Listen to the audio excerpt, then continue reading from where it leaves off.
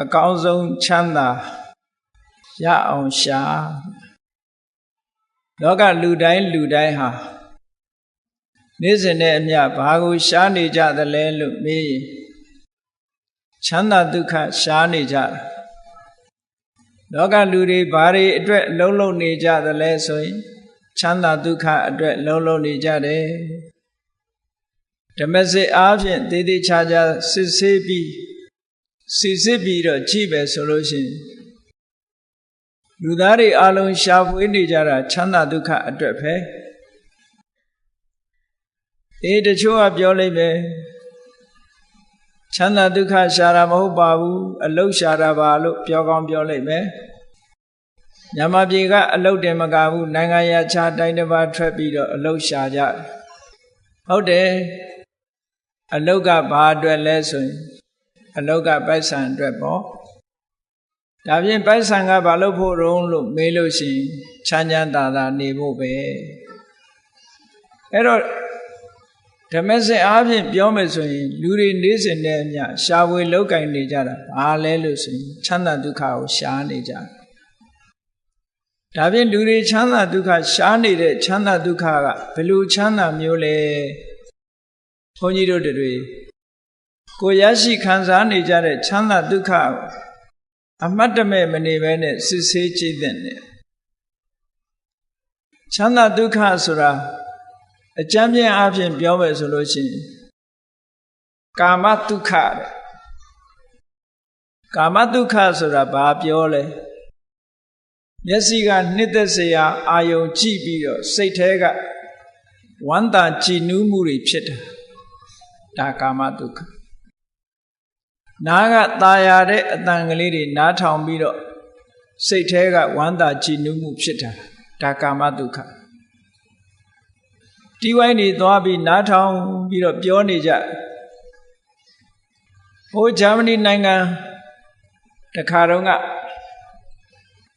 ဇူလိုင်လမှာအဘိဓမ္မာသင်တန်းသွားပြီးတော့ပို့ချလို့ဘာလင်မြို့ကိုရောက်တယ်ဘာလင်မြို့ကိုအရှိနဲ့အနောက်ခြားကွယ်ထားတဲ့ဒတိုင်းကြီးဖြိုချထားပြီးအရှိဘာလင်အနောက်ဘာလင်ပေါင်းဆက်ပြီးတဲ့နောက်မှာဘာလင်မြို့လယ်မှာကြောက်တိုင်ကြီးတစ်ခုရှိတယ်ဥရောပနိုင်ငံအရရကနေပြီးတော့လူတွေဟာတန်းချီပြီးတော့ဘာလင်မြို့ကိုရောက်လာကြတန်းချီပြီးရောက်လာတဲ့ဘာလင်မြို့ကိုလာပြီးတော့ရောက်တဲ့လာကြတဲ့ပုဂ္ဂိုလ်တွေဟာဘာအတွက်လာကြတာတုံးလို့ဆိုတော့လပ်ပရိတ်ပွဲတော်တဲ့လပ်ပရိတ်ပွဲတော်ဆိုတာဘာသာသင်လျော်သလိုပြန်မယ်ဆိုလို့ရှိရင်ချစ်သူတို့ရဲ့ချီတက်ပွဲပေါ့အဲ့ဒီပရိတ်ဆိုတဲ့လပ်ပရိတ်ဆိုတဲ့ပွဲတော်ကိုလာရောက်ပြီးတော့ဘာလင်မြို့ကိုလာရောက်ပြီးတော့ပျော်ကြပါကြဘုန်းကြီးတို့စီဗိဓမာသင်္นานလာတက်တဲ့ဂျာမန်ဘုန်းကြီးတစ်ပါးကဆရာတော်ကိုပြရအောင်မယ်တဲ့အတွေ့အကြုံရအောင်သူ့အခန်းခေါ်ပြီးတော့ Lightcast တိုက်ရိုက်အသံလွှင့်ပေးနေတဲ့တယ်လီဗီရှင်းကိုဖွင့်ပြီးတော့ပြတယ်လက်ပရိတ်ပွဲဆင်နွှဲနေကြတဲ့လူတွေတန်ပေါင်းများစွာလမ်းပေါ်မှာမလုပ်နေကြတာတော့ဆိုသချင်းဆိုကြပြောကြပါကြတီးကြကကြခုံကြဆိုတဲ့နေတဲ့လူတွေမဟုတ်ဘူးအဲ့ဒီပွဲကိုဆင်နွှဲပြီးတော့နေကြတာအဲ့တော့လောကလူတွေဟာကာမဒုက္ခလို့ခေါ်တဲ့မျက်စိကနှစ်သက်စရာအာယုန်တွေကြည့်ပြီးတော့ပျော်ရွှင်ချမ်းသာမှုရကြတယ်နားကလည်းနားထောင်ပြီးတော့ပျော်ရွှင်ချမ်းသာမှုတွေကိုရကြတယ်ဒီနှစ်ခုကတော့အများဆုံးပဲလို့ပြောရအောင်သို့တော့တခြားချမ်းသာဒုက္ခရှားနေကြတာတွေရှိသေးတယ်ဘာတွေလဲမွေးကြိုင်တဲ့အနတ်နေနဲ့ပျော်ရွှင်ချမ်းသာမှုကိုရှာကြတယ်ဒါကတော့ငြိမ်ငြိမ်သက်သက်ပဲမွေးကြတဲ့ခုနကလိုစူးစူးညံညံကတာခုံတာမရှိဘူးမွေးကြိုင်တဲ့အနတ်နဲ့ပျော်ရွှင်မှုချမ်းသာတာကတော့ချမ်းသာမှုကိုရှာတာကတော့ သူလည်းပဲကြီးမားတဲ့ရှားကြံမှုကြီးပဲဘာဖြစ်လို့တော့ဆိုလို့ရှိရင်ကဘာမှာလိုက်ပြီးတော့ကြည့်လိုက်အမွှေးနတ်သာထုတ်တဲ့ကုမ္ပဏီတွေဟာနဲတာမဟုတ်ဘူးအမွှေးနတ်သာထုတ်တဲ့ကုမ္ပဏီတွေနော်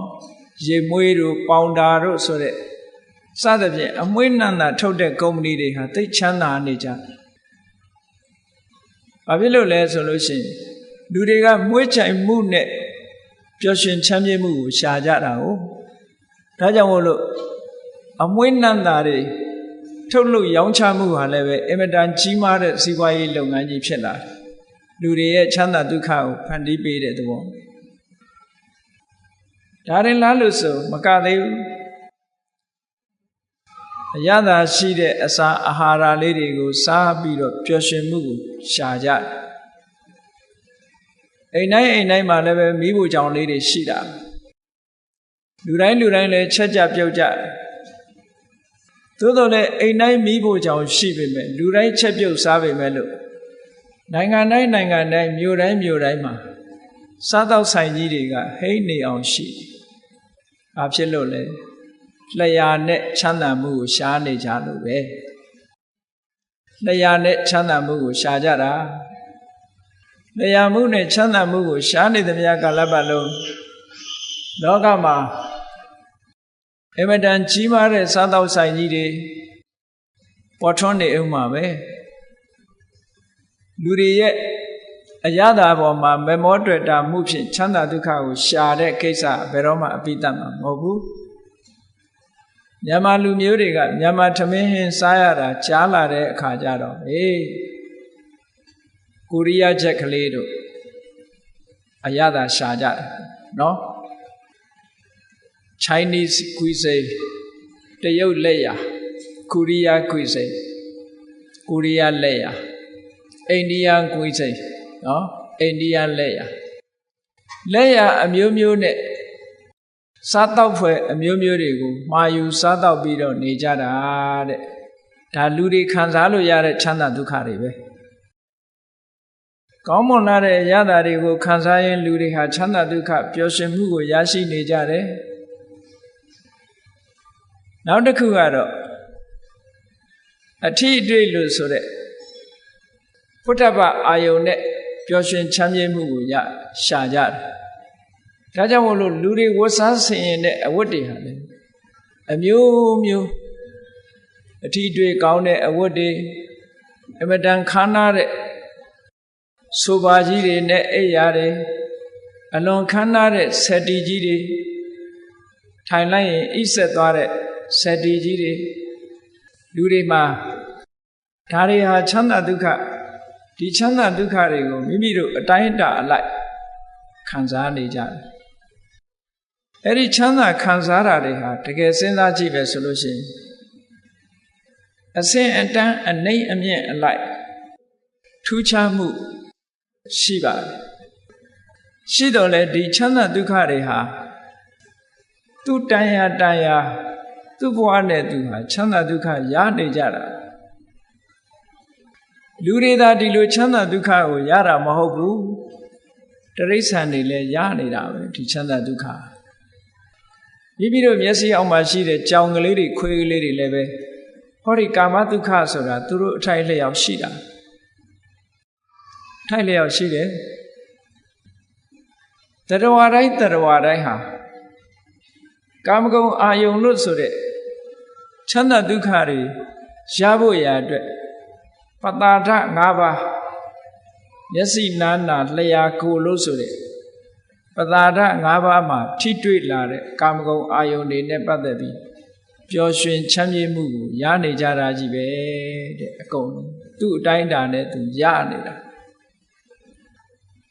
လူတွေမှာလည်းအစဉ်တန်းရှိသလိုတိရစ္ဆာန်တွေမှာလည်းသူ့အစဉ်နဲ့သူရရှိနေကြတိရစ္ဆာန်လေးတွေရတဲ့ချမ်းသာဒုက္ခထိုတိရစ္ဆာန်လေးတွေကလူတွေရတဲ့ချမ်းသာဒုက္ခလဲမလားဆိုလဲမှာမဟုတ်ဘူးသူဟာလေးနဲ့သူတော့သဘောကျတယ်ဒါကြောင့်မို့လို့ပြာပုံထဲမှာအိတ်နေကြခွေးကလေးကိုအိမ်မော်တင်ပြီးတော့တိတ်ပေမဲ့အိတ်ချင်မှအိတ်မှာပြာပုံလေးကိုသဘောကျဘာဖြစ်လို့သူလည်းသူချမ်းသာသူခံစားနေတယ်အလုံးဟာသူ သူကြိုက်တဲ့အစာတရိစ္ဆာန်တွေလည်းတရိစ္ဆာန်တွေကြိုက်တဲ့အစာအာဟာရနဲ့သူဟာသူခြေနှပ်ပြီးတော့နေကြတယ်ဒါကြောင့်မို့ဓမ္မစကြာမှာမြတ်စွာဘုရားကဟောထားတယ်မို့လားကာမဒုက္ခနဲ့ပတ်သက်လာလို့ရှိရင်ကာမေတုကာမဒုက္ခလိကာနုယောကောဟိနောတကယ်တော့ဒီချမ်းသာဒုက္ခလူတွေခံစားလို့ရတဲ့ချမ်းသာဒုက္ခတွေမှာအညံ့ဆုံးပဲဘာဖြစ်လို့ညံ့ဆုံးလဲဆိုရင်တရိစ္ဆာန်တွေရတဲ့ချမ်းသာဒုက္ခနဲ့ဘာမှမထူးတရိစ္ဆာန်တွေကလည်းမျက်စိနဲ့မြင်ပြီးတော့ကျေနပ်တာပဲနားကကြားပြီးတော့လည်းကျေနပ်မှုရတာပဲနှာခေါင်းနဲ့ရှူပြီးတော့ကျေနပ်မှုရတာပဲဘာမှမထူးဘူးလောကီဘုံသားကာမတ္တဝါတွေရရှိတဲ့ချမ်းသာဒုက္ခမျက်စိနာနာလျာကိုယ်လို့ဆိုတဲ့ပတာရ၅ယုတ်နဲ့ပတာရ၅ခုနဲ့ထိတွေ့ခံစားရတဲ့ချမ်းသာဒုက္ခတွေကြီးဆိုလို့ဒီချမ်းသာဒုက္ခတွေဟာအထင်ကြီးစရာတစ်ခုမှမရှိပါဘူးတဲ့အဝတ္တမအညံ့ဆုံးသောချမ်းသာဒုက္ခဘုန်းကြီးတို့တွေဟောဒီကာမဒုက္ခဆိုတာလူဘုံရောက်လာလို့ရှိရင်လူတိုင်းဟာကာမဒုက္ခဆိုတာရရှိနေကြတယ်ကိုယ်အိယာလေးပေါ်မှာကိုယ်အိပ်ဆက်ပြီးတော့နေရတယ်ကာမဒုက္ခပဲကိုယ်ကြိုက်တဲ့ထမင်းဟင်းလေးစားနေရတယ်စိတ်ချမ်းသာတယ်ကာမဒုက္ခပဲကိုယ်ကြိုက်တဲ့သချင်းလေးအတန်လေးနားထောင်နေရတယ်ချမ်းသာတယ်ပျော်ရွှင်တယ်ကာမဒုက္ခပဲကိုယ်ကြိုက်တဲ့အနံ့ကလေးနမ်းရှူနေရတယ်ပျော်ရွှင်တယ်ချမ်းမြေ့တယ်ကာမဒုက္ခပဲမျက်စိကနေကိုမြင်နေတာလေးမြင်နေရလို့ရှိရင်စိတ်ထဲမှာချမ်းသာတယ်ကာမဒုက္ခပဲနားတဲ့ကตายရတဲ့အတန်လေးတွေနားထောင်ပြီးတော့စိတ်ထဲမှာကြည်နူးမှုရတယ်ဒါတွေလည်းကာမဒုက္ခပဲမျက်စိကမြင်သမျှအာယုနားကကြားသမျှအတန်နှာခေါင်းကနမ်းရှူရသမျှနှစ်သက်စရာအနတ်လျှာနဲ့ထိတွေ့ပြီးခံစားရတဲ့အရာသာခန္ဓာကိုယ်နဲ့ထိတွေ့ပြီးရရှိရတဲ့ခံစားရတဲ့အရာသာအဲ့ဒီအရာသာတွေမှန်သမျှဟာဒါကာမဒုက္ခပဲအဲ့ဒါကြောင့်ဖြစ်ပေါ်လာတဲ့ပီတိသောမနတရှင်ထဲမှာကြည်နူးမှုနဲ့ဝမ်းသာမှုဟာဒါကာမဒုက္ခလို့ဒီလိုခေါ်တယ်အဲ့ဒီကာမဒုက္ခကိုသာလျှင်ဘုန်းကြီးတို့တွေသိတယ်ဒီတဲ့အစင်မြင့်တဲ့ဒုက္ခဆိုတာမသိဘူးမသိတော့ဒီချမ်းသာဟာအကောင်းဆုံးချမ်းသာလို့ထင်ဒီတဲ့ချမ်းသာတာဟာတွေ့လည်းမတွေ့ဘူးမြင်လည်းမမြင်ဘူးကြားလည်းမကြားဘူးကိုယ်တိုင်လည်းမခံစားဘူးဆိုတော့ဒီချမ်းသာတဲ့ကောင်းတဲ့ချမ်းသာမရှိဘူးလို့ယူဆကြမှာပဲလောကမှာရှိတဲ့လူတွေဟာဟောဒီကာမဒုက္ခထဲမှာပဲနစ်မြုပ်ပြီးတော့နေကြတယ်အဲ့ဒီကာမဒုက္ခမြတ်စွာဘုရားကထောက်ပြတယ်ဟိနောအောက်တန်းကြတယ်အစင်းစစ်ကြည့်လိုက်မယ်ဆိုရင်ဆိုပါစို့တရိစ္ဆာန်နေချမ်းသာဒုက္ခတဲ့လူချမ်းသာကတာလွန်တယ်လူချမ်းသာတဲ့နတ်ချမ်းသာကတာလွန်တယ်အဲ့ဒါလို့ချမ်းသာဒုက္ခတစ်ခုနဲ့တစ်ခုတာလွန်နေတော့လည်းပဲနော်တရိစ္ဆာန်ကလည်းသူချမ်းသာလေးနဲ့သူကျေနပ်နေတာပဲလူတွေကလည်းသူချမ်းသာလေးနဲ့သူကျေနပ်နေတာပဲနတ်တွေကလည်းသူချမ်းသာလေးနဲ့သူကျေနပ်နေကြတယ်ဉာဏ်နဲ့ချမ်းသာဒုက္ခအထင်မကြီးကြဘူးဟိနောဂမ္မောပောထုစနိကောဂမ္မောဆိုတာလူသူအတိုင်းဝိုင်းနဲ့နေတဲ့မြို့တွေရွာတွေမှာအများစုနဲ့အိမ်တော်ရသားနဲ့နေကြတဲ့ပုဂ္ဂိုလ်တွေရဲ့ခံစားရတဲ့ချမ်းသာမျိုးပောထုစနိကောလူအများစုခံစားတဲ့ချမ်းသာဒုက္ခမျိုးအနတ္တရောမြင့်မြတ်တဲ့ပုဂ္ဂိုလ်တွေခံစားတဲ့ဟာမျိုးမဟုတ်ဘူးတဲ့ဒါရင်လားလို့ဆိုတော့မကဘူးအနတ္ထတန်ဟိတောဒီကာမဂုဏ်အာယုံလို့ဆိုတဲ့ချမ်းသာဒုက္ခတွေပေါ်မှာမေ့မျောပြီးတော့နစ်မျောပြီးတော့နေမယ်ဆိုလို့ရှိရင်ထိုပုဂ္ဂိုလ်ဟာကာမဂုဏ်အာယုံတစ်ခုချမ်းသာဒုက္ခခံစားလို့သည်ဖြစ်ဖြစ်ဘာတွေလုပ်လဲကောင်းတာလည်းလုပ်တယ်မကောင်းတာလည်းလုပ်တယ်မကောင်းတာလုပ်မိသွားလို့ရှိရင်ထိုမကောင်းတဲ့ကံရဲ့အကျိုးကိုခံစားရသည့်အတွက်ကြောင့်ဆင်းရဲတဲ့မှာနေမျောကြရပြန်တယ်ချမ်းသာတစ်ခုအကြောင်းပြုပြီးတော့ကောင်းတာတွေကိုလုပ်တဲ့အခါမှာလည်းပဲဒီချမ်းသာတဲ့တာလွန်တဲ့ချမ်းသာကိုမတွေ့ဘူး ဒီချမ်းသာထဲမှာပြန်ပြီးတော့နေမောနေတယ်တတ္တဝါတွေရဲ့ပုထုဇဉ်ပုဂ္ဂိုလ်တွေရဲ့ဘုံဘဝသိရှိနားလည်ကြတဲ့ချမ်းသာဒုက္ခဒီကာမဒုက္ခပဲဒီထဲကနေရှေ့ပြီးတော့တိုးတက်သွားအောင်ဒုက္ခတစ်မျိုးကိုရှာဖွေတွေ့ရှိခြင်းကမစွမ်းနိုင်ကြဘူးဒီထဲမှာပဲနေမျောနေကြတယ်ဒါပြောတာနော်ဒါဖြင့်ကာမဒုက္ခတဲ့ချမ်းသာဒုက္ခမျိုးရှိသလားလို့ဆိုတော့ရှိတယ်အဲ့ဒီချမ်းသာကဘာချမ်းသာလို့ခေါ်လဲဆိုရင်နိက္ခမ္မဒုက္ခတဲ့နိက္ခမ္မဒုက္ခဆိုတာမျက်စိနဲ့မြင်ပြီးတော့စိတ်ချမ်းသာမှုကိုယူတာလည်းမဟုတ်ဘူးနားနဲ့အသံကိုနားထောင်ပြီးတော့စိတ်ချမ်းသာမှုကိုရယူတာမဟုတ်ဘူးနှာခေါင်းနဲ့နမ်းရှူပြီးတော့စိတ်ချမ်းသာမှုကိုရတာမဟုတ်ဘူးလျှာနဲ့လျက်ပြီးတော့စိတ်ချမ်းသာမှုကိုရတာလည်းမဟုတ်ဘူးခန္ဓာကိုယ်နဲ့ထိတွေ့ပြီးတဲ့နောက်မှာစိတ်ချမ်းသာမှုကိုရတာလည်းမဟုတ်ဘူးတဲ့အဲ့ဒီကာမဂုဏ်အာယုန်လို့ဆိုတဲ့ဒီအာယုန်တွေဟာ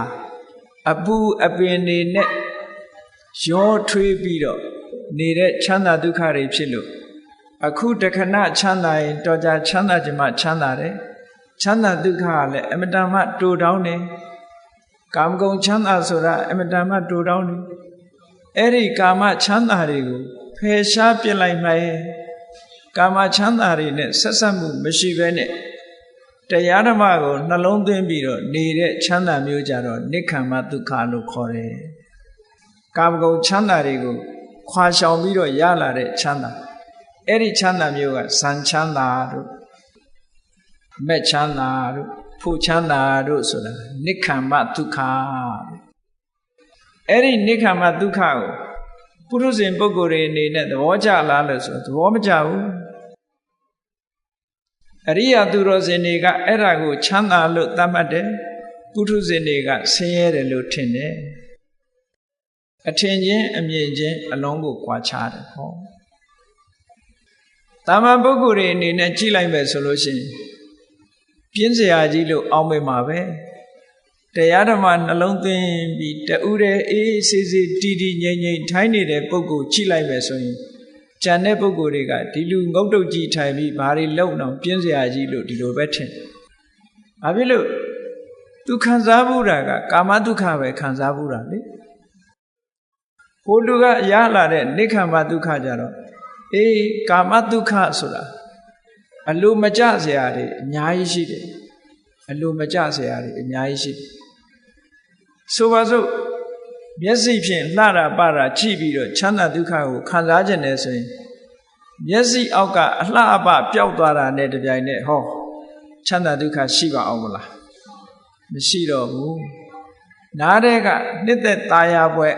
အတန်ပျောက်သွားတာနဲ့တပြိုင်နက်ချမ်းသာဒုက္ခရှိနိုင်ပါအောင်မလားမရှိဘူးနှာခေါင်းကနမ်းရှူရတဲ့အနံ့ပျောက်သွားလို့ပြောင်းလဲသွားတာနဲ့တပြိုင်နက်ချမ်းသာဒုက္ခဆိုတာမရှိနိုင်ကြဘူးလျှာကခံစားပြီးတော့ရတဲ့ချမ်းသာဒုက္ခဆိုတာလည်းပဲနော်တခဏမျှတာပဲဖြစ်တယ်ခန္ဓာကိုယ်နဲ့ထိတွေ့ပြီးရရှိတဲ့ချမ်းသာဒုက္ခဆိုတာလည်းတခဏမျှတာဖြစ်တယ်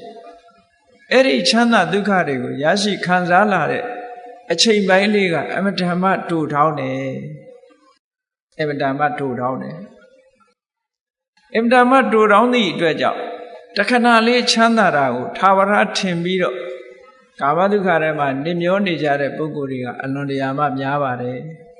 မြတ်စွာဘုရားကကာမဒုက္ခကိုဘယ်လိုဥပမာပေးထားတော့ဆိုမီလဒုက္ခမီလဆိုတာလူတွေစွန့်ပစ်လိုက်တဲ့မစင်အညစ်အကြေးကိုမီလလို့ခေါ်တယ်မီလဒုက္ခမစင်အညစ်အကြေးလို့ချမ်းသာမျိုးကြည့်လေလူတွေရဲ့မစင်အညစ်အကြေးကိုကြိုက်တတ်တဲ့ခွေးတရဝါတွေဆိုလို့ရှိရင်ဘလောက်ကောင်းတဲ့ထမင်းဟင်းကြွေကြွေမစင်အညစ်ကြေးမြင်လိုက်ရင်နည်းနည်းတော့နမ်းလိုက်ရအောင်မှချိန်တတ်တယ်အနတ်နံရလို့ရှိရင်ဟုတ်လားမစင်အညစ်ကြေးစားရတာပို့ပြီးတော့သူနှစ်သက်ချိန်တတ်တယ်ဒါကိုကြိုက်တာအကောင်းဆုံးဖြစ်နေကြတယ်ပေါ့ကာမဒုက္ခဆိုတာကိုကြိုက်တာကိုအကောင်းဆုံးဖြစ်နေကြတယ်ဒွင်းသည်ကြိုက်တဲ့လူကဒွင်းသည်ကောင်းတယ်မကြိုက်တဲ့လူကနန်းတယ်ဟောဒီလိုပဲ ကာမဒုက္ခဆိုတာတယောက်နဲ့တယောက်လည်းတူညီတာမဟုတ်ဘူးခံစားရတဲ့အချိန်လေးရလည်းအမှန်တမ်းတူတောင်းတယ်ဒါကြောင့်မို့မြတ်စွာဘုရားကမီလဒုက္ခမစင်ပမာချမ်းသာမျိုးပါတဲ့ဒီချမ်းသာမျိုးတွေကအဲ့ဒီချမ်းသာမျိုးကိုသာခံစားမှုတဲ့ပုရုဇဉ်ပုဂ္ဂိုလ်တွေဟာနိက္ခမဒုက္ခလို့ဆိုတဲ့ဒီကာမဂုဏ်အာယုန်တွေကိုဖယ်ရှားပစ်လိုက်လို့ဖြစ်ပေါ်လာတဲ့ချမ်းသာဒုက္ခမျိုးအိမ်မက်ထက်တောင်မဲ့လို့မရဘူးအရိယသူတော်စင်များကြတော့အစစ်မြင့်လာတဲ့ပုဂ္ဂိုလ်ကြတော့ကာမဒုက္ခဆိုတာပူလောင်မှုတွေနဲ့ဖြစ်နေတယ်ဒါကြောင့်မို့တကယ်ချမ်းသာတာမဟုတ်ဘူးတကယ်ချမ်းသာမှုဆိုတာဟာကာမဒုက္ခထဲမှာမရှိနိုင်ဘူးဟောနိက္ခမဒုက္ခကာမဂုဏ်အာယုန်ကထွက်ခွာလိုက်လို့ရလာတဲ့ချမ်းသာဒုက္ခအင်မတန်မှအေးချမ်းတယ်တည်ငြိမ်တယ်ငြိမ်သက်တယ်ပူပင်ခြင်းမရှိဘူးနိက္ခမဒုက္ခရထားတဲ့ပုဂ္ဂိုလ်တယောက်ဟာကာမဒုက္ခလို့မျက်စိအမြင်အောက်ကပျောက်သွားလို့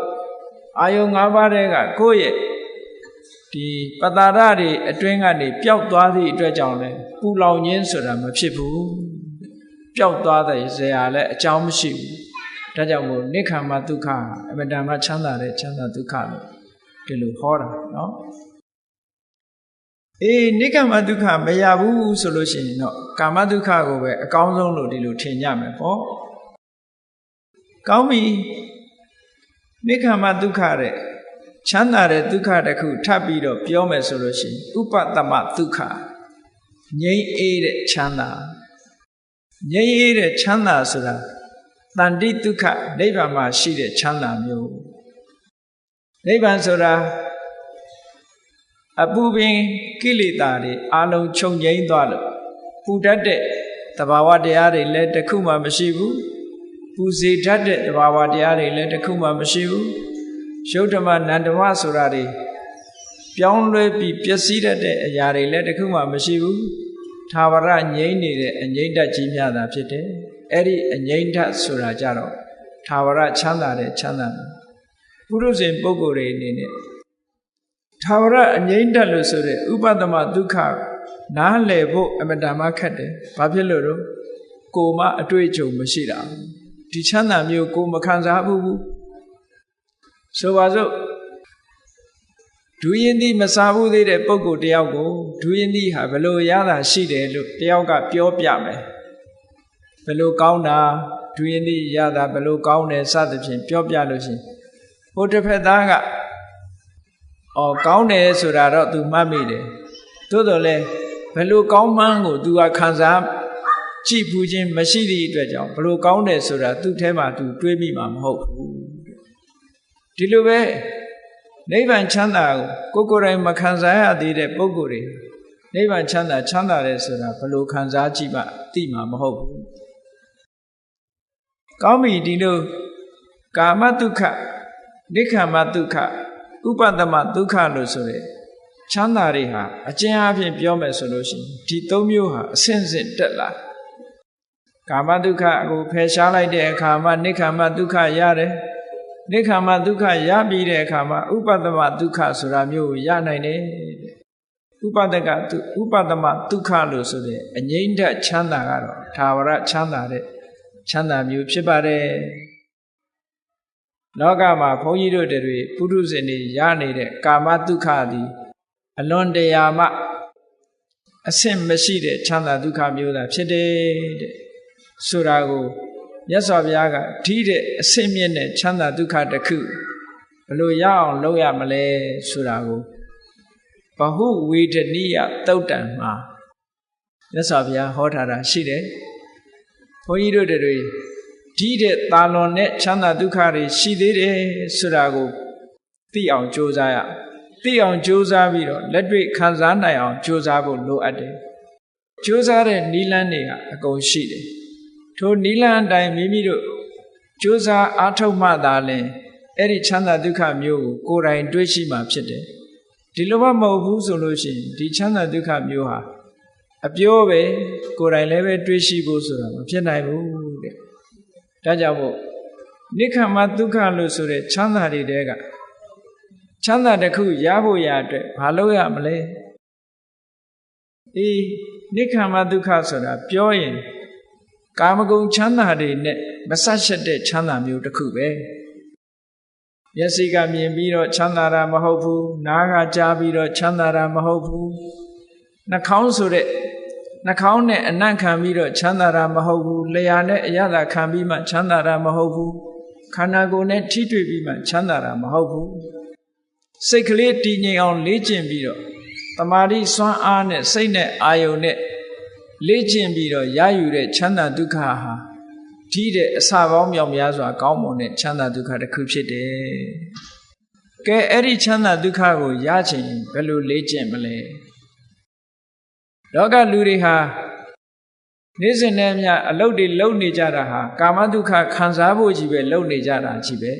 ။ဒီချမ်းသာကနေထွက်သွားတဲ့ပုဂ္ဂိုလ်တယောက်မှမရှိဘူး။ပစ္စည်းဥစ္စာချမ်းသာတဲ့ပုဂ္ဂိုလ်ကလည်းကောင်းတဲ့ကောင်းတာဝယ်ပြီးတော့သုံးမယ်ကောင်းတဲ့ကောင်းတဲ့အစားအစာဝယ်စားမယ်ကောင်းတဲ့ကောင်းတဲ့နော်အတန်တွေရတဲ့ဟုတ်လားဂီတတန်တွေနားထောင်မယ်ကောင်းတဲ့ကောင်းတာတွေမြင်ရအောင်လုပ်မယ်ဒါပဲရှိတယ်ဒီတဲ့ပို့ပြီးတော့ထွက်ပေါက်မရှာနိုင်ဘူးကောင်းပြီနိက္ခမဒုက္ခလို့ဆိုတဲ့အစစ်မြင့်တဲ့ချမ်းသာတစ်ခုကိုရှာကြည့်ကြရအောင်ဘယ်လိုနည်းနဲ့တွေ့နိုင်သလဲကာမဒုက္ခဆိုတာဒီဘက်ကန်းနဲ့အလားတရံတူတယ်ဟိုဘက်ကန်းရောက်ချင်တဲ့ပုဂ္ဂိုလ်ဒီဘက်ကန်းကိုစွန့်ရတယ်ဒီဘက်ကန်းကိုမခွာဘဲနဲ့ဟိုဘက်ကန်းကိုဘယ်နည်းနဲ့မှမရောက်ဘူးဒါကြောင့်မို့နိက္ခမဒုက္ခလို့ဆိုတဲ့ချမ်းသာတွေတဲကချမ်းသာတစ်ခုကိုရဖို့ရအတွက်ဘုန်းကြီးတို့တွေဘာလို့ရမိမိစိတ်ကလေးကိုအာယုံနဲ့လေ့ကျင့်ရမယ်ကဲလေ့ကျင့်ပုံလေ့ကျင့်နည်းလေးကိုမှတ်ကြရအလွယ်ဆုံးလေ့ကျင့်စရာအာယုံလေးတွေကိုယ်အနီးနားမှာရှိတယ်ကိုယ်အနီးနားမှာရှိတယ်ကတိုင်းရှုတယ်လို့ခေါ်တာပေါ့အဲ့ဒီကတိုင်းတွေက10မျိုးရှိတဲ့ထဲမှာလွယ်ကူတဲ့ကတိုင်းကလေးတွေတခုပြောရမယ်ဆိုလို့ရှိရင်အညိုရောင်ကတိုင်းနော်အညိုကိုအင်္ဂလိပ်လို blue လို့ပြန်တော့ဒီအပြာရောင်ကတိုင်းလို့လဲဆိုနိုင်တယ်နီလပိတအဝါရောင်ကတိုင်းလောဟိတအနီရောင်ကတိုင်းဩရတအဖြူရောင်ကတိုင်းကောင်းပြီအဖြူရောင်ပေါ်မှာဘယ်လိုလေ့ကျင့်မလဲလို့ဆိုလို့ရှိရင်ဖြူရောင်ပေါ်မှာကတိုင်းရှုမယ်ဆိုလို့ရှိရင်ကိုယ့်ရဲ့စိတ်တည်ငြိမ်မှုအားနေတာမနေတာသို့မဟုတ်အတွေးလွန်တာရှိမရှိအဲ့ဒါနဲ့ညှိပြီးတဲ့အခါကျတော့မကြီးလွန်မသေးလွန်ကတိုင်းဝန်းလေးတစ်ခုကိုဖန်တီးရမယ်ဖွေးဖြူနေတဲ့စက္ကူလေးတစ်ခုကိုဝိုင်းဆက်နေအောင်ကိုက်ပြီးတော့ကိုရှိမှာနော်စက္ကူဖြူလေးကိုအဝိုင်းလေးကိုက်ပြီးတဲ့အခါကျတော့ကိုရှိမှာအလွယ်တကူကြည့်လို့ရမယ့်နေရာလေးမှာထားရမယ်နောက်ခံကအဲ့ဒီအဖြူရောင်လေးပေါ်ပြီးတော့ထင်းလာအောင်အပြာနောက်ခံပဲဖြစ်စေအစိမ့်နောက်ခံပဲဖြစ်စေအနီနောက်ခံပဲဖြစ်စေနိုင်ခံလေးတစ်ခုထားအဲ့ဒီပေါ်မှာအဖြူဝိုင်းကလေးတင်ထားပြီးတဲ့အခါကျတော့မျက်စိဖွင့်ပြီးတော့ကိုယ်နဲ့မလှမ်းမကမ်းရှိကလေးမှာမျက်ချထားပြီးတော့မျက်စိဖွင့်မျက်စိကိုမေးမေးလေးလည်းမထားရဘူးပြူးပြူးကြီးလည်းမထားရဘူးပဂတိကြည့်တဲ့အနေထားလေးတိုင်ကိုမျက်စိအနေထားပုံမှန်လေးတိုင်ထားပြီးတော့အဲ့ဒီအဖြူရောင်လေးကိုစိုက်ကြည့်မယ်စိုက်ကြည့်ပြီးတဲ့အခါမှာကိုယ်စိတ်ထဲကနေပြီးတော့အဖြူဆိုတာလေးကိုစိတ်ထဲမှာထပ်တလဲလဲအဖြူနဲ့ကာလာလေးပေါ်မှာစိတ်ရောက်နေဖို့အမြဲတမ်းလိုတယ်ဒါအဖြူရောင်လို့စိတ်ထဲမှာမှတ်နေရမယ်ပေါ့အဲ့ဒါဩရတကတိုင်းရှုတယ်လို့ခေါ်တယ်ပေါ့နော်အဲ့လိုအဖြူနဲ့စိတ်ပြီးတော့စိုက်ပြီးတော့ကြည်နေပြီလူတိုင်းဒါလေ့ကျင့်လို့ရတာပဲမျက်စိနဲ့အာယုံနဲ့စိုက်ပြီးတော့လေ့ကျင့်တယ်တနာရီလောက်လေ့ကျင့်လိုက်မယ်သို့မဟုတ်နိုင်ဝက်လောက်လေ့ကျင့်လိုက်တယ်ဆိုလို့ရှိရင်မျက်စိထဲမှာအဲ့ဒီအဖြူဝိုင်းလေးဟာမျက်စိထဲမှာဆွဲသွားပြီဆိုလို့ရှိရင်မျက်လုံးလေးကိုမှိတ်ကြည့်လိုက်မျက်လုံးလေးကိုမှိတ်ထားလိုက်လဲဟောဒီမျက်စိထဲမှာလိုပဲစိတ်ထဲမှာအဖြူရောင်လေးကပေါ်နေတယ် စိတ်ထဲမှာပေါ်လာတဲ့အဖြူရောင်လေးကိုဥက္ကဋ္ဌနမိတ်လို့ခေါ်တယ်စိတ်ထဲကမှတ်ထားလိုက်ပြီအဲ့ဒီအဖြူရောင်လေးကိုဥက္ကဋ္ဌနမိတ်ဆိုတာစိတ်ကမှတ်ယူထားလိုက်တာခုနတုန်းကမျက်စိဖွင့်ကြည့်ပြီးတော့လေ့ကျင့်နေတာကပရိကမ္မနမိတ်လို့ခေါ်တယ်စတင်ပြီးတော့အလုတ်လုတ်နေတာစတင်ပြီးတော့အလုတ်လုတ်နေတဲ့အာယုန်နမိတ်ကလေးကိုစိတ်နဲ့မှတ်နေတာမှတ်မိသွားပြီဆိုရင်ဥက္ကဋ္ဌနမိတ်လို့ခေါ်တယ်အဲ့ဒီဥက္ကဋ္ဌနမိတ်ပေါ်မှာဆက်လက်ပြီးတော့တည်တည်ငြိမ်ငြိမ်နဲ့ဆက်ပြီးတော့ကြိုးစားသွားမယ်ဆိုလို့ရှိရင်အဲ့ဒီအဖြူရောင်လေးဟာတာမန်အနေထားတယ်မကတော့ပဲနဲ့ဖိတ်ဖိတ်တောက်လာတဲ့ဖြူဆွတ်ဆွတ်အရောင်လေးအဖြစ်ပြောင်းလဲပြီးတော့လာလိမ့်မယ်စိတ်ထဲမှာအဲ့ဒီဖြူဆွတ်ဆွတ်အရောင်ကလေးပြောင်းလဲလာပြီဆိုတာနဲ့တပြိုင်နက်ဒီပုဂ္ဂိုလ်ရဲ့စိတ်တွေဟာလည်းပဲအမတန်ငြိမ်းလာပြီဒီအဖြူရောင်လေးကလွဲလို့သူ့စိတ်လေးဟာအဖြူရောင်လေးကနေတခြားအာယုံကိုအဖြူရောင်လေးကလွဲပြီးတခြားအာယုံကိုစိတ်ထဲမှာမရောက်တော့ဘူးစိတ်ထဲမှာဟောဒီအဖြူရောင်လေးပေါ်မှာကိုယ်စိတ်လေးကငြိမ်ကြသွားတယ်အဲ့ဒီဖြူဖွေးဝန်းလက်လာတဲ့ဒီအာယုံလေးဟာပฏิဘာကနမိတ်လို့ခေါ်တယ်အဲ့ဒီပฏิဘာကနမိတ်လေးပေါ်မှာဆက်လက်ပြီးတော့လေ့ကျင့်လိုက်ပြီဆိုလို့ရှိရင်ကျန်တာတွေအလုံးကိုမေ့သွားပြီးတော့သူ့စိတ်လေးဟာအဖြူရောင်လေးကနေခွာမရတော့ဘူးစိတ်ကလေးကအဖြူရောင်လေးပေါ်မှာငြိမ်ကြသွားတယ်တဏှာကြီးလုံးလုံးနေမယ်နှစ်နာရီထိုင်ရင်နှစ်နာရီလုံးလုံးစိတ်ကလေးငြိမ်နေမယ်ကဲအဲ့ဒီချမ်းသာလေးတင်တာမန်ကြည့်အောင်အခုလိုစိတ်ကလေးဟာအဖြူရောင်လေးကနေပြီးတော့အဖြူအာယုံလေးနဲ့တင်မဲ့စိတ်ကလေးဟာငြိမ်နေပြီဆိုလို့ရှိရင်ခုနကမျက်စိနဲ့လှတာပါတာကြည့်ပြီးတော့ရတဲ့ချမ်းသာဒုက္ခဆိုတာနဲ့လည်းမတူဘူးနားကตายရတဲ့အတန်တွေကိုနားထောင်ပြီးရတဲ့ချမ်းသာဒုက္ခနဲ့လည်းမတူဘူးနှာခေါင်းကနမ်းရှူပြီးရတဲ့ချမ်းသာဒုက္ခတွေနဲ့လည်းမတူဘူးလျှာကစားတော့ပြီးရတဲ့ချမ်းသာဒုက္ခတွေနဲ့လည်းမတူဘူးခန္ဓာကိုယ်ကထိတွေ့ပြီးမှရတဲ့ချမ်းသာဒုက္ခတွေနဲ့လည်းမတူဘူးတဲ့အမတန်ငြိမ်းချမ်းတဲ့ဟောဒီအာယုံကတိုင်းနမိတ်ကလေးပေါ်မှာတမာတိစွမ်းအားလေးတွေတည်ငြိမ်ပြီးတော့ကြာလာလိမ့်မယ်အဲ့လိုကြာလာတဲ့အခါမှာလူစိတ်မှာဘာဖြစ်နေလဲဆိုရင်ကိုယ်စိတ်ထဲမှာပြောရမယ်ဆိုရင်ထမင်းမေ့ဟင်းမေ့ပေါ့အဲ့ဒီချိန်ဟောဒီအဖြူအာယုံလေးကိုစိတ်ကလေးတွေးတောနေတဲ့ဘာဝတရားလေးရဲ့ထိုအဖြူအာယုံလေးပေါ်မှာစိတ်ကူးနေတဲ့သဘာဝတရားလေးရဲ့ထိုအဖြူအာယုံလေးပေါ်မှာကျင့်တ်နှစ်ချိုက်နေတဲ့ပီတိကလေးရဲ့စိတ်ထဲမှာအမတန်မှငြိမ်းချမ်းနေတဲ့ဒုက္ခလေးရဲ့တည်ငြိမ်နေတဲ့တမာတိလေးရဲ့ဟောဒီ၅မျိုးပဲရှိတယ်အဲ့ချိန်အဲ့ဒီ၅မျိုးဟာစုပေါင်းပြီးတော့စွမ်းဆောင်လိုက်ပြီးဆိုလိုက်တာနဲ့တပြိုင်နက်ဒါကိုပြောတာဇံလို့ဆိုတာအဲ့ဒါကိုခေါ်တယ်ဇာနာဆိုတာရဲ့အဓိပ္ပာယ်ကလူတွေကဇံဆိုလို့ရှိရင်ကောင်းကင်ပြန်တယ်လို့အောင်းမေးနေတာမဟုတ်ဘူးဒီအဖြူရောင်လေးပေါ်မှာစိတ်ကစိုက်ပြီးတော့ရှုမှတ်နေတာလေးကိုဒါဇံလို့ခေါ်တယ်စိတ်ကလေးကတခြားရောက်မသွားတော့ဘူးခွာလို့မရတော့ဘူးဒီအဖြူရောင်လေးပေါ်မှာအလုံးလုံးနေတယ်အလုံးလုံးတဲ့သဘောလေးတွေကဘာတော့စိတ်ကလေးနဲ့အာယုံနဲ့တွေးပေးနေတာရဲ့စိတ်ကလေးကဒီအာယုံပေါ်မှာတွေးကြံစီနေတာရဲ့ဒီအာယုံလေးနဲ့နှစ်ချိုက်နေတာရဲ့ကျေနပ်နေတာရဲ့တည်ငြိမ်နေတာရဲ့ဒီသဘာဝ၅မျိုးပဲအဲ့ဒီချိန်မှာဖြစ်တယ်အဲ့ဒီသဘာဝ၅မျိုးရင့်တန်လာတာကိုတပြိုင်နက်လုံနေတာကိုဒါဇာနာလို့ခေါ်တယ်ဇာနာကဲအဲ့ဒီဇာနာဆိုတဲ့အဆင့်ရောက်လာတဲ့အခါမှာဘာတွေကင်းသွားတော့ဆိုလို့ရှိရင်မြတ်စွာဘုရားကဟောထားတယ်ဝိဝိစေဝကာမေဟိဝိဝိစအကုတလေဟိစိတ်ကလေးအဲ့ဒီအဖြူရောင်အာယုံလေးပေါ်မှာထားနိုင်ပြီဆိုလို့ရှိရင်တဲ့ခုနကပြောတဲ့ကာမတုခပေါ်မှာကျဉ်တ်နေတဲ့အတွေးတွေတခုမှမရှိတော့ကာမအာယုံပတာရ၅ယုတ်ပတာရ၅မျိုးနဲ့ထိတွေ့ပြီးခံစားရတဲ့ကာမအတွေးတွေတခုမှမရှိတော့ဘူးခံစားခြင်းတဲ့စိတ်တွေတခုမှမရှိတော့ဘူးအဲ့ဒီချိန်ချုပ်ငြိမ်းသွားဝိဝိသအကုသလေဟိဓမ္မေဟိကျန်တဲ့အကုသိုလ်တရားတွေလည်းအဲ့ဒီချိန်မှာငြိမ်းကြသွား စိတ်ထဲမှာပူပန်တာတို့တောကဖြစ်တာတို့ဘာတစ်ခုမှမရှိတော့ငြိမ့်သွားပြီးတော့ဘာဖြစ်လဲဝိဝေကသဝိတကံသဝိစာရံ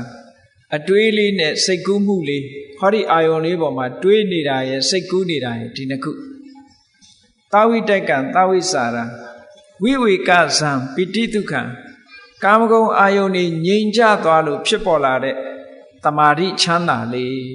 ဝိဝေကဇပိတိဒုက္ခ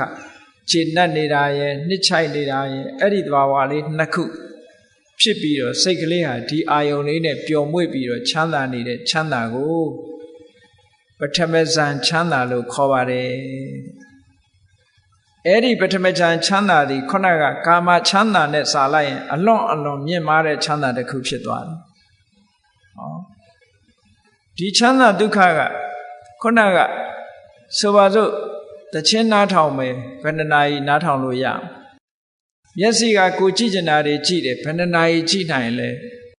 အကန့်အသတ်တွေရှိလျှာကကောင်းတာတွေစားတယ်ဘယ်နှခါစားနိုင်မလဲနော်တနေ့ကုန်မစားနိုင်ဘူးဤလာတယ်ဘယ်ရာပဲဖြစ်ဖြစ်တာမန်ကာမချမ်းသာတွေဟာစားပြီးလို့ရှိရင်ဝါလာလို့ရှိရင်မကောင်းတော့တာကြီးပဲအကုန်လုံးနေ့စဉ်နဲ့အမျှဝက်သားကြိုက်တဲ့လူဝက်သားကြီးချက်ကျွေးကြည့်နောက်ဝက်တောင်ကြည့်ကြမှာမဟုတ်တော့နော်အဲ့ဒီကြတော့ကြည့်လေအနောက်နိုင်ငံရောက်နေတဲ့ဗမာလူမျိုးတွေဘာတန်းတာရမြအောင်မေးနေတယ်ချင်မောင်ဟင်းဟုတ်လားသူတို့စီမှာမရှိတော့ချင်မောင်ရွက်ကလေးပါလေးများရှိရင်ပေးသားမှာဆိုတာတော့ကာမဂုဏ်အာယုံချမ်းသာဆိုတာအဲ့ဒါမျိုးတွေပဲကြာလို့ရှိရင်ဤလာတာဟောခုနကပြောရတဲ့ဇန်ချမ်းသာကတော့ဘယ်တော့မှဤသွားတာမရှိဘူးတဲ့တင့်တိမ်အာရမှုဆိုတာမရှိဘူးချမ်းသာဒုက္ခရနိုင်တယ်တခါတော့ကဒီချမ်းသာဒုက္ခကိုနားမလည်ဘူးဆိုလို့ရှိရင်နော်ကာမချမ်းသာကိုအကောင်းဆုံးလို့ခေါ်ကာမဒုက္ခကိုအကောင်းဆုံးလို့ထင်ကြတယ်တခါတော့ကနိခန္ဓာတွေဒီကနေ့ခေတ်အိန္ဒိယနိုင်ငံမှာချိန်လို့ခေါ်တယ်ချိန်ဘုန်းကြီးတွေဒီကနေ့ခေတ်မှာလည်းရှိတာသူတို့က naked အဲ့ဒီချိန်ဘုန်းကြီးတွေနဲ့မြတ်စွာဘုရားနဲ့တွေ့ဆုံပြီးတော့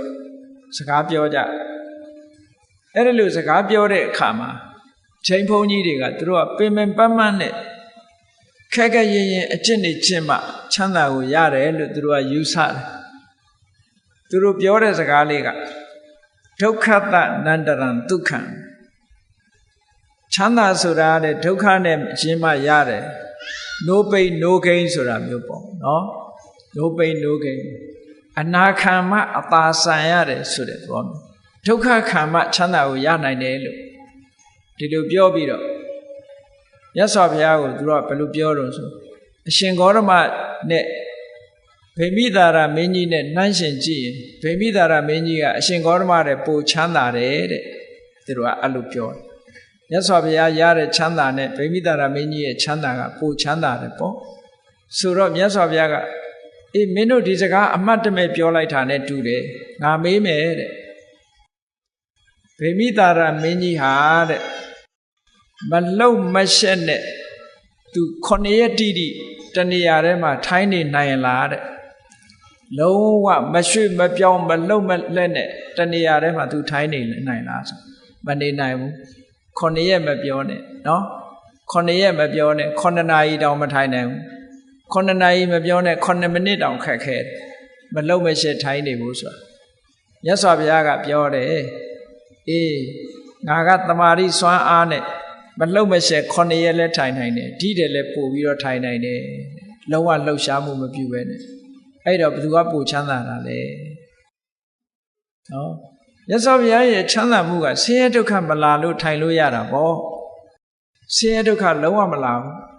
ကာယိကဒုက္ခညောင်းတာညာတာကြိုက်တာခဲတာဆိုတာလုံးဝမရှိစေတသိကဒုက္ခစိတ်ထဲကစိတ်မပါလို့ပြင်းရည်ညီးငွေလာတာမျိုးဆိုတာမရှိကာမချမ်းသာဆိုတာပြင်းရည်ညီးငွေလာတတ်တယ်ပြင်းရည်ညီးငွေမှုတွေရှိတယ်ဟောအခုပြောတဲ့နိက္ခမဒုက္ခလေ့ကျင့်ပြီးတော့ရယူလိုက်ပြီဆိုရင်ပြင်းရည်ညီးငွေသွားတာဘယ်တော့မှမရှိဘူးဒါကြောင့်မို့ပထမဇန်ချမ်းသာကိုဝိဝေကဇပိတိဒုက္ခတဲ့ကာမဂုဏ်အာယုန်တွေစိတ်ငြိမ်သွားသည့်အတွက်ကြောင့် ကာမဂုဏ်အာယုန်တွေကိုစွန့်လွတ်လိုက်လို့ရရှိလာတဲ့ချမ်းသာဒုက္ခမျိုးပါဒီလိုပြောတာနော်အဲ့ဒီချမ်းသာဒုက္ခကကာမဒုက္ခတဲ့အစပေါင်းများစွာမြတ်တယ်ဒါဖြင့်ဘုန်းကြီးတို့တွေကထင်ကောင်းထင်လိုက်ပဲဒီပထမဇန်ချမ်းသာဆိုတာအကောင်းဆုံးပဲလို့ဒီလိုထင်ကောင်းထင်လိုက်မဟုတ်သေးဘူးတဲ့သူ့တဲ့ကောင်းတာရှိသေးတယ်အကောင်းတွေကိုရွေးချယ်ရအကောင်းဆုံးချမ်းသာကိုရွေးမယ်ဆိုပထမဇန်ချမ်းသာမှာမကောင်းတာတွေကဘာရှိတုံးဆိုခုနဒီအာယုံလေးပေါ်မှာတွေးနေတာစိတ်ကူးနေတာကမကောင်းဘူးလှုပ်ရှားမှုကြီးတစ်ခုပဲစိတ်ရဲ့လှုပ်ရှားမှုလေးတစ်ခုပဲဒီအာယုံလေးပေါ်မှာတွေးတောနေတာကြံစည်နေတာအဖြူလို့တွေးနေတာအဖြူလို့စိတ်ထဲမှာကူးနေတာဒါလေးကလှုပ်ရှားမှုကြီးပဲအဲ့ဒီလှုပ်ရှားမှုကြီးဟာဒုက္ခတစ်မျိုးပဲအဲ့ဒါလို့သူ့ရဲ့ချမ်းသာဒုက္ခစွမ်းအားကိုမြင့်ကျင်တဲ့အခါကျတော့ဘာလုပ်လဲတမာတိစွမ်းအားကိုခုနအာယုံပေါ်မှာပဲတမာတိစွမ်းအားတွေကိုထပ်ပြီးတော့တိုးမြင့်လိုက်တဲ့အခါကျတော့တွေးတောမှုတွေဆင်ញင်မှုတွေစိတ်ကူးမှုတွေအကုန်လုံးရပ်ဆိုင်သွားပြီးတော့ဘာနဲ့နေတော့ဆိုရင်နှစ်ချိုက်ကြည်နူးနေတဲ့ပီတိဝမ်းသာနေတဲ့ဒုက္ခတည်ငြိမ်နေတဲ့တမာတိအဲ့ဒီသုံးမျိုးနဲ့နေတယ်တမာတိစပီတိဒုက္ခစိတ်ကလေးကပို့ပြီးတော့ငြိမ်ကြသွားအဲ့ဒီစိတ်ကလေးနားမှာဘာရှိတော့ဆိုရင်နှစ်ချိုက်နေတဲ့ပီတိနဲ့ဝမ်းသာနေတဲ့ဒုက္ခဒါလေးပဲရှိတမာတိကြောင့်ရတဲ့ဒုတိယအဆင့်ချမ်းသာကခုနလိုတွေးတောကြံစည်နေရတာမပါသည့်အတွက်ကြောင့်ပို့ပြီးတော့ငြိမ်သွားတယ်အဲ့ဒီချမ်းသာဒုက္ခကမှပိုချမ်းသာတာဒါဒုတိယဇန်ချမ်းသာလို့ခေါ်တယ်ဒါဖြင့်ဒီဒုတိယဇန်ချမ်းသာဟာအကောင်းဆုံးလားလို့ဆိုဘယ်ဟုတ်မလဲသူ့တဲ့ကောင်းတာရှိသေးတယ်သူ့တဲ့ကောင်းတာရှိရင်ဘာလို့ဆိုဒီအာယုံလေးပေါ်မှာနှစ်ချိုက်နေတယ်ဆိုတာစိတ်ထဲမှာဖိုလိုက်ဖြစ်စဉ်းစားကြည့်လေပီတိဖြစ်ဘူးတဲ့လူတွေရှိလေပီတိဖြစ်တယ်ဆိုတာစိတ်ငြိမ်သက်မှုမှမဟုတ်ပဲစိတ်ရဲ့လှုပ်ရှားမှုကလေးတစ်ခုဖြစ်နေတယ်ဒါကြောင့်မို့ဒီပီတိကို तू မလိုချင်ဘူးပီတိရဲ့အပြစ်တွေမြင်လာတယ်ဒုက္ခလို့ဆိုတဲ့ဒီပီတိရဲ့အပြစ်တွေကိုမြင်လာတဲ့အခါကျတော့ तू ကဘာနဲ့ယက်တီကိုကြိုးစားလာတယ်တမာတိစွမ်းအားတွေမြင့်လိုက်တဲ့အခါကျတော့ပီတိဆိုတာမလာတော့ပဲနဲ့ဝမ်းသာခြေနှက်နေတာလေးရဲ့တည်ငြိမ်နေတာလေးရဲ့နှစ်ခုတည်းနဲ့နေအဲ့ဒီချမ်းသာကိုတော့တတ္တိယဇန်ချမ်းသာလို့ခေါ်တယ်ပီတိဆိုတဲ့လှုပ်ရှားမှုတစ်ခုဖယ်ရှားပလိုက်တယ်ဖယ်ရှားပြလိုက်သည့်အတွက်ကြောင့်လှုပ်ရှားမှုကင်းပြီးတော့ငြိမ်သက်အေးချမ်းတဲ့ချမ်းသာဒုက္ခသူရသွားတယ်အဆင့်ပိုမြင့်သွားဒါဖြင့်သူကတွေးမိလိမ့်မယ်ဒီတတ္တိယဇန်ချမ်းသာဟာအကောင်းဆုံးလားမဟုတ်သေးဘူးတဲ့ဒီတဲ့ချမ်းသာတာရှိသေးတယ်ဒီတဲ့ချမ်းသာတာကခုနကအဖြူအာယုံလေးပေါ်မှာအဖြူကတိုင်းလေးပေါ်မှာပဲဆက်ပြီးတော့လေ့ကျင့်တော့ဒုက္ခဆိုတဲ့ဝမ်းသာကြည်နူးနေမှုသည်စိတ်ရဲ့လှုပ်ရှားမှုတစ်ခုဖြစ်တယ်ဒုက္ခဆိုတာစိတ်ရဲ့အနာရောဂါတစ်မျိုးဖြစ်တယ်ဒါကြောင့်မို့မလိုချင်ဘူးဒုက္ခလည်းမလိုချင်ဘူးဒုက္ခလည်းမလိုချင်ဘူးဝမ်းသာတာလည်းမလိုချင်ဘူးဝမ်းနေတာလည်းမလိုချင်ဘူးအားလုံးကိုဖယ်ရှားပစ်လိုက်တဲ့အခါကျတော့ခံစားမှုမထင်ရှားတဲ့တည်ငြိမ်မှုလေးရဲ့အာယုန်တစ်ခုတည်းပေါ်မှာဆွဲပြီးတော့နေတဲ့တမာတိလေးရဲ့အဲ့ဒီနှစ်ခုတည်းနဲ့ခံစားမှုမထင်ရှားဘူးဆိုတာဥပိ္ပခာတည်ငြိမ်နေမှုကတမာတိဥပိ္ပခာနဲ့တမာတိဒီနှစ်ခုတည်းတင်ဆိုတော့ခံစားမှုတွေကမလာဘူးသည့်အတွက်ကြောင့်အဲ့ဒီအချိန်မှာသူ့ရဲ့ချမ်းသာဒုက္ခဟာအငြိမ်ဆုံးချမ်းသာဒုက္ခဖြစ်သွားတယ်ဘာမှလှုပ်ရှားမှုမရှိတော့အဲ့ဒီအချိန်မှာဆိုလို့ရှိရင်လူရဲ့အသက်ရှူမှုတောင်ရပ်တန့်သွားတယ်ရပ်သွားပြီမဲ့လို့အသက်မရှူလို့သေမှာမဟုတ်ဘူးပို့ပြီးတော့ငြိမ်ချမ်းသွားတယ်သူကနော်ဆရာဝန်တွေကတော့ပြောလိုက်ပဲအသက်မရှူဘဲနဲ့လူတယောက်ဟာမနေနိုင်ဘူးလို့ပြောကောင်းပြောလိုက်မယ်နော်သို့တော့အဲ့ဒီစရုပ်ထဆံဝင်စားလိုက်လို့ချမ်းသာဒုက္ခရသွားတဲ့ပုဂ္ဂိုလ်ဟာအသက်မရှူတော့အသက်မရှူဘဲနဲ့ငြိမ်းချမ်းနေတဲ့ငြိမ်းချမ်းမှုမျိုးကိုသူကခံစားရတယ်အဲ့ဒီချမ်းသာဒုက္ခကပို့ပြီးတော့မြတ်ပါတယ်တဲ့ဒီအဆင့်တွေဟာကြော်လွှားလိုက်တာနော်ပထမကတွေးတောမှုစိတ်ကူးမှုဆိုတာနှစ်ခုအနှောက်အယှက်သဘောထားပြီးတော့ဖယ်လိုက်တဲ့အခါ ကျေနပ်မှုဝမ်းသာမှုနှစ်ချိုက်မှုနဲ့ဝမ်းသာမှုတခါနှစ်ချိုက်မှုကိုမကြိုက်တဲ့သဘောနဲ့ဖယ်ရှားပြစ်လိုက်တဲ့အခါချမ်းသာဝမ်းသာမှုနဲ့တည်ငြိမ်မှုတခါဝမ်းသာမှုကိုမကျေနပ်လို့ဖယ်ရှားပြစ်လိုက်တဲ့အခါကျတော့ဝမ်းသာမှုမထင်ရှားတဲ့ခံစားမှုကလေးနဲ့တည်ငြိမ်မှုနှစ်ခုတည်းတင်ကြတော့စိတ်ဟာအငြိမ်ဆုံးအဆင့်ကိုရောက်သွားပြီအဲ့ဒီအဆင့်ရောက်သွားတဲ့တမာတိစွမ်းအားနဲ့ဒီလိုတမာတိစွမ်းအားရထားတဲ့ပုဂ္ဂိုလ်တယောက်ဟာကောင်းကင်ပြန်ခြင်းလဲပြန်လို့ရသွားပြီနော်မြေရှိုးခြင်းလဲရှိုးလို့ရသွားပြီအဘိညာဉ်တွေဖန်ဆင်းလို့ရသွားပြီအဲ့ဒီအဆင့်ကြတော့ဒါဖြင့်ကောင်းပြီကောင်းကင်ပြန်တယ်ဆိုတာဘယ်လိုလုပ်ပြန်ရလဲသူကလည်းစီကံစနစ်နဲ့လောက်ရ systematically ပေါ့တကယ်ကိုစနစ်တကျလောက်မှပြန်လို့ရတယ်အဲ့လိုဆိုပြန်လို့မရဘူးနော်မြေရှိုးခြင်းလဲရှိုးခြင်းတိုင်းရှိုးလို့မရဘူးဆိုပါစို့မြေရှိုးခြင်းတယ်ဆိုလို့ရှိရင်ဒီတိုင်းကောက်ရှိုးပဲရမှာတော့မြေကြီးကအမာကြီးပဲဘယ်လိုလုပ်ရှိုးမရဘယ်လိုလုပ်ရတော့လို့ဆိုလို့ရှိရင်သူက supernormal power supernatural မဟုတ်ဘူး supernormal power တဘာဝကိုဆန့်ကျင်ပြီးတော့လုပ်လို့မရဘူးဥပမာပဲဒီစတိတ်ခုံကြီးကိုဖောက်ပြီးတော့အောက်ဆင်းနေတယ်ဆိုရင်ဘာလုပ်ရမလဲလို့ဆိုလို့ရှိရင်ကိုသွားလောက်တဲ့အတိုင်းအတာတစ်ခုအရာဒီအပေါက်ကြီးဖြစ်အောင်စိတ်ထဲကဖန်တီးရတယ်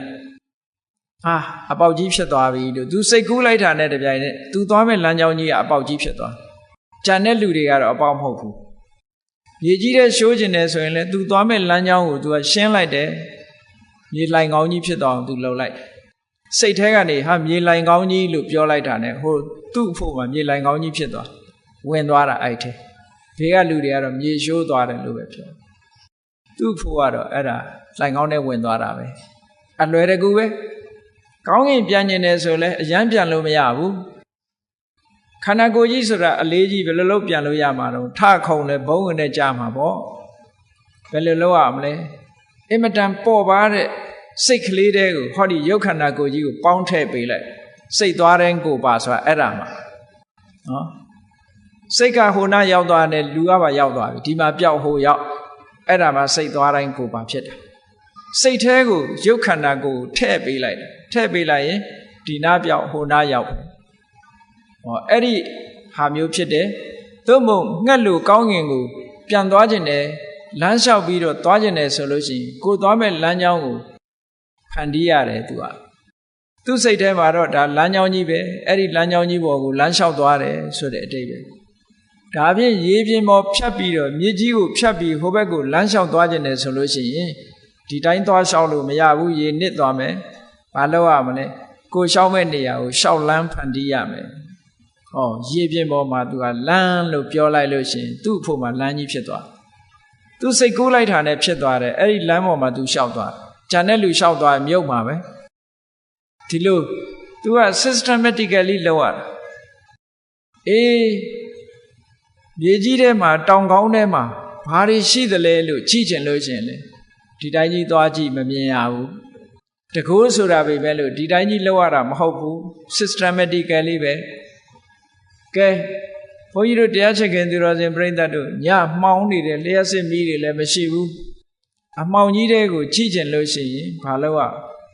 ဓာမီးကလေးနဲ့ထိုးကြည့်ရတယ်မဟုတ်လားဓာမီးလေးနဲ့ထိုးရင်မမြင်ရဘူးလားအဲ့ဒီမြင်ရတယ်ဆိုတာအကုန်မြင်ရတာလားဓာမီးရှိအလင်းရောင်နဲ့ရှိတာဒါမြင်ရတာလားအလင်းရှိတာမြင်ရတာအဲ့ဒါလိုပဲဒိဗ္ဗစကုဘိညာဉ်နဲ့ကြည့်ချင်ပြီဆိုလို့ရှိရင်ပထမအလင်းဖြန့်ရတယ်အာလောကကတိုင်းတို့ပွားပြီးတော့အလင်းဖြန့်လိုက်ရတယ်ဖြန့်ပြီးတဲ့အခါမှာကြည့်ဒီတိုင်းကြည့်ရင်မမြင်ရဘူးဒီတိုင်းကြည့်ရင်မမြင်ရကိုကြည့်ချင်တဲ့နေရာကိုပထမမီးထိုးလိုက်တယ်လို့ပဲအလင်းရောင်ကိုဖြန့်ပေးရတယ်ဖြန့်ပြီးပြီဆိုမှကြည့်အဲ့ဒါတကူဆိုတာဒီတိုင်းလှုပ်ချင်တယ်လှုပ်တာမဟုတ်ဘူးသဘာဝအတိုင်းလှုပ်ရတာနော်အဲ့ဒါခုနကလို့တမာရီစွမ်းအားတွေမြင့်လာပြီဆိုလို့ရှိရင်တကူဖန်ဆင်းလို့ရသွားပြီတဲ့ဒါလူတိုင်းမှာဒီစွမ်းရည်တတ္တိတွေရှိတယ်ရှိရတဲ့နဲ့ဘာလို့မရလဲဆိုမလေးခြင်းလို့မရတာနော်မလေးခြင်းလို့မရလေ့ကျင့်နိုင်ပြီဆိုလို့ရှိရင်ဒီစွမ်းရည်တတ္တိတွေရလာမှာသို့တော့လေ့ကျင့်တဲ့အခါမှာ အသက်အရွယ်ကြီးတဲ့ပုဂ္ဂိုလ်တွေကြတော့ရာခိုင်နှုန်းတွေညော့သွားပြီအသက်အရွယ်ကြီးတာကိုအကြောင်းပြုပြီးတော့ဓမ္မခံနိုင်တော့ဘူးအသက်အရွယ်ကြီးအသက်ငယ်တဲ့ပုဂ္ဂိုလ်ကလေ့ကျင့်ပို့ပြီးတော့မြန်မြန်ရနိုင်တယ်ကြာလုံနိုင်တာငယ်ရွယ်သူကကြာထိုင်နိုင်သည့်အတွက်ကြောင့်သူတို့ကြတော့အောင်မြင်နိုင်တယ်လို့ဒီလိုပြောတာနော်ကဲကောင်းပြီဒီစရုဒ္ဓဆံချမ်းသာဟာအမြင့်ဆုံးချမ်းသာလားလို့ဆိုမဟုတ်ဘူးသူလည်းအကောင်းဆုံးမဟုတ်သေးဘူးဘာဖြစ်လို့အကောင်းဆုံးမဟုတ်တုံးဆိုလို့ရှိရင်သူကလည်းဒီအဖြူဝိုင်းကြီးနဲ့သူကကြည်နေရသေးတာပဲအဖြူဝိုင်းကြီးကိုသူဖယ်ရှားပြစ်လို့ရမှာမရတာမရသည့်အတွက်ကြောင့်သူကလည်းပဲဒီအဖြူဝိုင်းကြီးနဲ့ဆက်ဆက်ပြီးတော့တွေးနေရသည့်အတွက်ကြောင့်ချမ်းသာဒုက္ခလို့မဆိုနိုင်သေးဘူးတဲ့ဒါဖြင့်သူ့ရဲ့ချမ်းသာတာဖြစ်အောင်ဘယ်လိုလုပ်ရတော့ဆိုရင်စိတ်ထဲကနေပြီးအဲ့ဒီအဖြူဝိုင်းကြီးကိုဖြောက်လိုက်ဩရတကတိုင်းဆိုတဲ့အဖြူကတိုင်းကြီးကိုစိတ်ထဲကနေဖြောက်လိုက်ရင်ဘာကြံတော့ဟာလာဟင်းလင်းကြီးကြံအဲ့ဒါကို space လို့ခေါ်တယ်အာကာသလို့ခေါ်တယ်နော်အဖြူဝိုင်းကြီးကိုစိတ်ထဲနဲ့ဖြောက်လိုက်တဲ့အခါကျတော့အဖြူနေရာမှာကွက်လက်ကြီးတစ်ခုကြံရစ်တယ်အဲ့ဒီကွက်လက်ကြီးကိုအနန္တအာကာသလို့နှလုံးသွင်းပြီးတော့ကြည့်လိုက်တယ်မျက်စိနဲ့ဆက်ဆက်တဲ့ရုပ်နဲ့ဆက်ဆက်တာတွေတခုမှအလိုမရှိနော်ကောင်းကင်ဆိုတာ space ဆိုတာဘာမှမရှိတဲ့အရာတစ်ခုဖြစ်သွားတယ်ကွက်လက်ကြီးအဲ့ဒီကွက်လက်ကြီးပေါ်မှာစိတ်ကိုငြိမ်အောင်လုပ်ပြီးတော့ထားလိုက်တာတဲ့ခုနကအဖြူဝိုင်းကိုမကြည့်တော့ဘဲနဲ့ကွက်လက်ကြီးနဲ့တင်ပဲသူကသွားလိုက်တာအဲ့ဒါကြတော့အာကာသနိစယတနာဇံလို့ခေါ်တဲ့အရူပဇံတစ်မျိုးကိုသူရသွားတယ်အဲ့ဒါကြတော့ပို့ပြီးတော့ချမ်းသာဒုက္ခပိုမြင့်နေတဲ့သူ့ရဲ့ချမ်းသာဒုက္ခကပိုမြင့်သွားတယ်ဒါဖြင့်သူအကောင်းဆုံးလားလို့ဆိုမဟုတ်ဘူးသူတဲ့ကောင်းတာရှိသေးတယ်သူတဲ့ကောင်းတဲ့ချမ်းသာဘာတော့ဆိုရင်အဲ့ဒီကွက်လက်ကြီးနဲ့အလုတ်လုတ်နေတဲ့စိတ်ကလေးကိုပြန်ပြီးတော့ရှုကွက်လက်ကြီးကိုမရှုတော့ဘဲနဲ့ကွက်လက်ကြီးကိုတိနေတဲ့စိတ်ကလေးကိုပြန်ရှုလိုက်တဲ့အခါကျတော့ကွက်လက်ကြီးကိုလည်းကြော်တက်သွားပြီးတော့ဒီအသိစိတ်ကလေးနဲ့စက်ကရပ်တည်လိုက်တဲ့အခါဒါကပို့ပြီးတော့ချမ်းသာသွားပြန်တယ်ဝိညာဉ်နိစ္စယရဏဇံလို့ခေါ်တယ်တခါတည်းချမ်းသာဆုံးလားဆိုမဟုတ်ဘူးသူ့ရဲ့ချမ်းသာတာရှိသေးတယ်တဲ့ဘာလဲလို့ဆိုရင်အေးခုနတုန်းကကွက်လက်ကြီးဆိုတာလည်းမရှိတော့ဘူးနော်အသိစိတ်လေးဆိုတာလည်းကွက်လက်ကြီးပေါ်မှာအာယုံပြုတ်နေတဲ့အသိစိတ်ကလေးဆိုတာလည်းမရှိတော့ဘူးမရှိတာကိုအာယုံပြုတ်လိုက်တယ်ဘာမှမရှိတော့ဘူးဆိုသူ့စိတ်တဲ့အာယုံထဲမှာဘာမှကိုမကြံတော့ဘာမှမကြံတဲ့အာယုံပေါ်မှာစိတ်ကလေးတစ်ခုရပ်တည်နိုင်တယ်ဆိုတာလွယ်တဲ့ကိစ္စမဟုတ်ဘူးဘာမှမရှိတဲ့အပေါ်မှာစိတ်ကိုရပ်တည်ထားအောင်ကြိုးစားလိုက်တာအဲ့ဒါကြတော့အကိဉ္စညာယတနာဇံလို့ခေါ်တယ်ဖရာအလောင်းတောထွက်တုန်းကနီးယူပြီးတော့ကျင့်တဲ့ကအဲ့ဒီအကိဉ္စညာယတနာအဆင့်ကိုဘယ်သူရတော့ဆိုအာလာရကာလမဆိုရယတိကြီးကရောက်တယ်အဲ့ဒီတမာရီစွမ်းအာလာရကာလမဆိုရယတိကြီးကရခဲ့တယ်အဲ့ဒီနီးစနစ်တွေအတိုင်းကျင့်လိုက်တာအဲ့ဒီအဆင့်ရောက်သွားဖရာအလောင်းကလည်းအဲ့ဒီနီးစနစ်ကိုယူပြီးတော့ကျင့်တော့သူလည်းအောင်မြင်ပေါက်ရောက်သွားအေးအောင်မြင်ပေါက်ရောက်ဖို့အတွက်ဘာလိုအပ်တယ်လဲဆိုရင်နံပါတ်1တတ္ထာယုံကြည်ချက်ရှိရမယ်နံပါတ်2ကြိုးပမ်းအားထုတ်မှုဝိရိယရှိရမယ်နံပါတ်4နံပါတ်3အသိပညာရှိရမယ်ဟောတတ္ထာရဲ့ဝိရိယရဲ့ပညာရဲ့အဲ့ဒီ3ခုနဲ့စွမ်းဆောင်လိုက်မယ်ဆိုလို့ရှိရင်ဒီအဆင့်တွေရောက်သွားတယ်လို့ဒီလိုပြောကဲဒါဖြင့်အဲ့ဒီအဆင့်ဟာအကောင်းဆုံးချမ်းသာလားလို့ဆိုမဟုတ်ဘူးတဲ့အဲ့ဒီတဲ့ချမ်းသာတာတစ်ခုရှိသေးတယ်အဲ့ဒီတဲ့ချမ်းသာတာကြတော့ဘာတော့လို့ဆိုလို့ရှိရင်ခုနကအသိစိတ်ကလေးတွေဟာဘာမှမရှိတာတွေနဲ့ယက်တည်နေတဲ့အသိစိတ်လေးကိုထပ်လျှော့ချပလိုက်တာအသိစိတ်ရှိတယ်လို့လည်းပြောလို့မရဘူးမရှိတော့ဘူးလို့လည်းပြောလို့မရတဲ့အဆင့်မျိုးဟုတ်လားဘယ်လိုပြောရမလို့ဆိုလို့ရှိရင်ရှိလည်းမရှိဘူးလည်းမဟုတ်ဘူးလို့ပြောတဲ့စကားပဲဘာနဲ့ဥပမာတူတုံးဆိုလို့ရှိရင်ဟိုအိမ်ရှင်မတွေ